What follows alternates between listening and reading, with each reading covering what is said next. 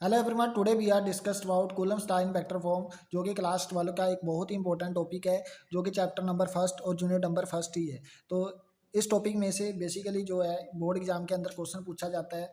तो क्वेश्चन किस तरह से हो सकता है कि write an expression for Coulomb's law in vector form and also prove that force F12 is equal to minus of F21। तो कई बार एक्सप्रेशन पूछ लेता है, तो इसलिए जो इस टॉपिक को समझना हमारे लिए ज़रूरी हो जाता है। तो स्टार्ट करते हैं हमारा आज का टॉपिक। इसमें क्या करेंगे, कंसीडर करेंगे 2 point charges. Consider 2 point charges, 2 point charges, point charges Q1 and Q2, Q1 and Q2 separated by certain distance r। ठीक है, आर सेपरेटेड डिस्टेंस है। लिखते हैं ये हमारे पास दो चार्जेस है Q1 एंड Q2। अब क्या करेंगे, इन दो चार्जेस Q1 एंड Q2 है, ये लाइक चार्जेस है। लाइक चार्जेस होने की वजह से Q1 and Q2 they are separated by certain distance r। तो अब आपको पता है कूलम्स लॉ के अकॉर्डिंग, तो ये दोनों चार्ज क्या करेंगे, एक दूसरे पर फोर्स एक्सर्ट करेंगे। अब फोर्स लगाएंगे, ये चार्ज इसके ऊपर फोर्स लगाएगा और ये चार्ज इसके ऊपर फोर्स लगाएगा। अब उस फोर्स को हमने मैथमेटिकली रिप्रेजेंट करना है, तो वो फोर्स की डायरेक्शन कैसे होगी और किधर को दर्शाएंगे, हम रिप्रेजेंट करेंगे। तो उसके लिए क्या करेंगे, हम दोनों चार्ज को आपस में मिलाएंगे। इसको क्या बोलेंगे, the charges act along A line joining. And जो फोर्स लग रहा होगा तो क्या बोलेंगे, force act along the line joining. Mean ये जो लाइन आपस में ज्वाइन कर रही है, इसी के डायरेक्शन में कहीं फोर्स लग रहा है। इस तरह से ये आपस में लाइन ज्वाइन कर रही है, तो इसी के डायरेक्शन में कोई फोर्स लग रहा होगा, तो हम रिप्रेजेंट करते हैं इसको। अब मान के चलो कि Q1 पे कितना फोर्स लग रहा है, तो Q2 फोर्स लगा रहा है, तो इसको रिप्रेजेंट करने का जी इस साइड को, क्योंकि ये दोनों चार्ज सेम नेचर के है, तो और इनकी अगर मान के चले कि मासेज भी सेम है, तो फोर्स भी इक्वल होगा। और रिपल्सिव नेचर का फोर्स है, क्योंकि दोनों चार्ज सिमिलर है। तो बेसिकली जो फोर्स लग रहा होगा Q1 पे, जो चार्ज कौन लगा रहा होगा, चार्ज Q2 लगा रहा होगा। तो इसको रिप्रेजेंट करते हैं F12 से। किससे रिप्रेजेंट करते हैं, F21 से। इसकी डायरेक्शन इधर को होगी, ठीक है। और जो ये वाला जो फोर्स लग रहा होगा Q2 के ऊपर, वो Q1 लगा रहा होगा, चार्ज Q1 लगा रहा है, तो इसको लिखते हैं F21 से, ठीक है। तो हम लिख सकते हैं F12 क्या है, so we can write force on charge 1 due to charge 2। तो क्या होता है, that is force on charge Q1 due to charge Q2, ठीक है। तो F21 क्या है, force on charge Q2 due to Q1, ठीक है।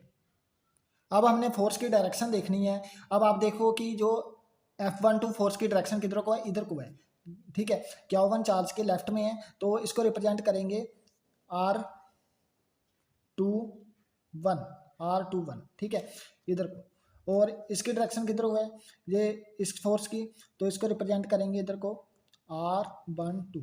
तो बेसिकली ये बता रहा है कि जो Q1 फोर्स की डायरेक्शन, चार्ज Q1 की डायरेक्शन Q2 की ओर है, ठीक है। और ये बता रहा है कि फोर्स जो है Q1 के ऊपर जो फोर्स लग रहा है, वो कौन लगा रहा है, चार्ज Q2 लगा रहा है। किसकी डायरेक्शन है, 1 की ओर, ठीक है, 1 की ओर लगा रहा है। तो यह बेसिकली डायरेक्शन को बता रहा है कि फोर्स की डायरेक्शन किधर को है। इस फोर्स के लिए किधर को डायरेक्शन है, इस फोर्स के लिए किधर को डायरेक्शन है, ठीक है।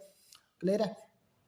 और आपको पता है कूलम्स लॉ के अकॉर्डिंग हम फोर्स को, मैग्नीट्यूड को किस तरह से लिखते हैं। अगर वेक्टर फॉर्म में ना लिखे, इसका मैग्नीट्यूड हम लिखते हैं K Q1 Q2 divided by R², ठीक है। Product of their charges and inversely proportional to the square of their distance. अब हम वेक्टर की फॉर्म में लिख रहे हैं, तो Q1 चार्ज के लिए फोर्स की वैल्यू हम लिखना चाहते हैं, तो F12 लिख देंगे इधर। जहाँ पर वेक्टर के लिए दर्शाया गया, जो बेसिकली मैग्नीट्यूड के साथ डायरेक्शन भी बता रहा है। तो वेक्टर फॉर्म क्या बताता है, मैग्नीट्यूड के साथ डायरेक्शन भी बताता है। तो डायरेक्शन कौन बता रहा है, चार्ज Q1 की ऊपर जो फोर्स लग रहा है, उसकी डायरेक्शन ये वाला बता रहा है कि जो Q2 जो है इधर को लगा रहा है फोर्स। तो इसको लिखेंगे R21 से, R21 से। तो इसका एक्सप्रेशन नंबर 1 दे दो, ठीक है। तो दूसरा लिखेंगे, सिमिलरली हम F21 के लिए लिख सकते हैं, ये फोर्स इसके लिए लिख सकते हैं। तो लगाओ Coulomb's law, Q1 Q2 divided by R10 के, और इसके लिए जो मैग्नीट्यूड किस तरह से लिखेंगे, इसकी डायरेक्शन इधर को बता रही है, चार्ज Q1 Q2 की ओर इस साइड को फोर्स लगा रहा है, तो लिख देंगे R12। आप इस तरह से भी याद रख सकते हैं, अगर इधर 12 है तो इसके जो डायरेक्शन होगा यूनिट वेक्टर में जो बेसिकली डायरेक्शन को बता रहा है R21 से होगा, और F21 के लिए इधर 12 होगा, ठीक है, जो basically direction. From question number 1 and 2 से हमें यह पता चला कि जो फोर्स ये दोनों आपस में इक्वल नेचर के हैं, बट इनकी जो डायरेक्शन है वो ऑपोजिट है। तो हम लिख सकते हैं R21 इक्वल टू R12, ठीक है, मैग्नीट्यूड। तो अगर इक्वल होना चाहे तो ये दोनों माइनस में लिख देंगे इधर, क्योंकि R12 और R21 की जो डायरेक्शन है एक दूसरे के ऑपोजिट है। अगर हमें इक्वल करना है तो इसमें माइनस साइन लगाना पड़ेगा, किसी में भी लगा दो, मैंने R21 में लगा दिया।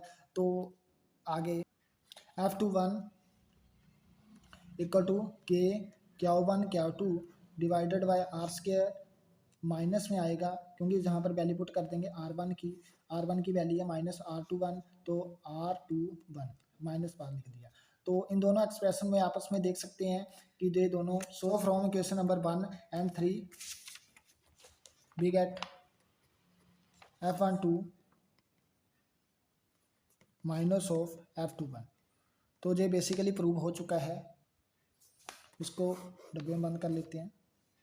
तो हम लिख सकते हैं कि so force exerted by 2 point charges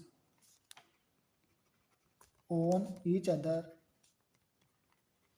are equal in nature, but direction are opposite. अब इम्पोर्टेंस देखेंगे, इम्पोर्टेंस क्या है, क्योंकि R21 जो है मैग्नीट्यूड वो माइनस ऑफ R12 के बराबर है, और सो फोर्स के आपने देखा कि F12 equal to minus of F21 के बराबर है। तो आप लिख सकते हैं कि two forces exert equal and opposite nature का फोर्स एग्जर्ट करते हैं, so it obeys third law of motion, Newton's third laws of motion, ठीक है। अब सेकंड क्या है, सेकंड पॉइंट क्या है, द फोर्स ऑन चार्ज